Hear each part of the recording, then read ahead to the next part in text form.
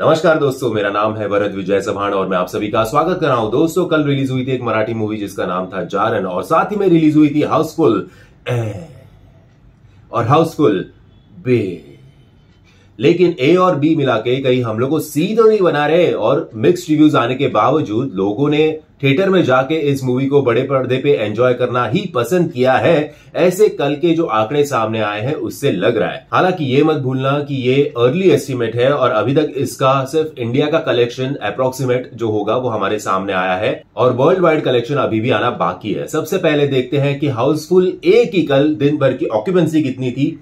तो ए की ऑक्यूपेंसी थी 28.88% की, जिसमें मॉर्निंग शोज के थे 13.86%, आफ्टरनून के 28, इवनिंग के 28.01 और नाइट शोज के 45.65%। अब देखते हैं हाउसफुल बी की ऑक्यूपेंसी क्या थी दिन भर की। हाउसफुल बी की ऑक्यूपेंसी थी 16% की, जिसमें मॉर्निंग शोज के थे 7.59%, आफ्टरनून के 13.93%, इवनिंग के 15.31% तो नाइट शोज के 27.18%। ऐसे करके दोनों का मिला के जो अर्ली एस्टिमेट हमारे सामने आया है, जो अप्रोक्सीमेट फिगर हमारे सामने आया है, वो है 23 करोड़ का। ये खाली इंडिया का नेट कलेक्शन है, वर्ल्ड वाइड कलेक्शन आपको कल समझ में आ जाएगा।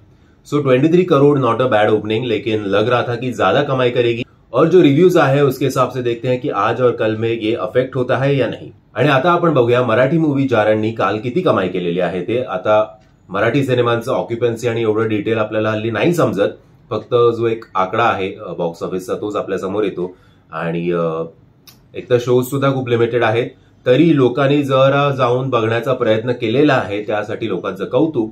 बट जो आकडा आपल्या समोर आलेला आहे तो काही अजून कौतुकास्पद नाहीये एवढा, आणि तो आकडा आहे approximately. By the way, Marathi फिल्मचं बॉक्स ऑफिस ऐकण्याआधी एक जेंटल रिमाइंडर की हे आकडे अगदी खरे असतील अशा कुठल्याही प्रकारचा दावा मी करत नाही।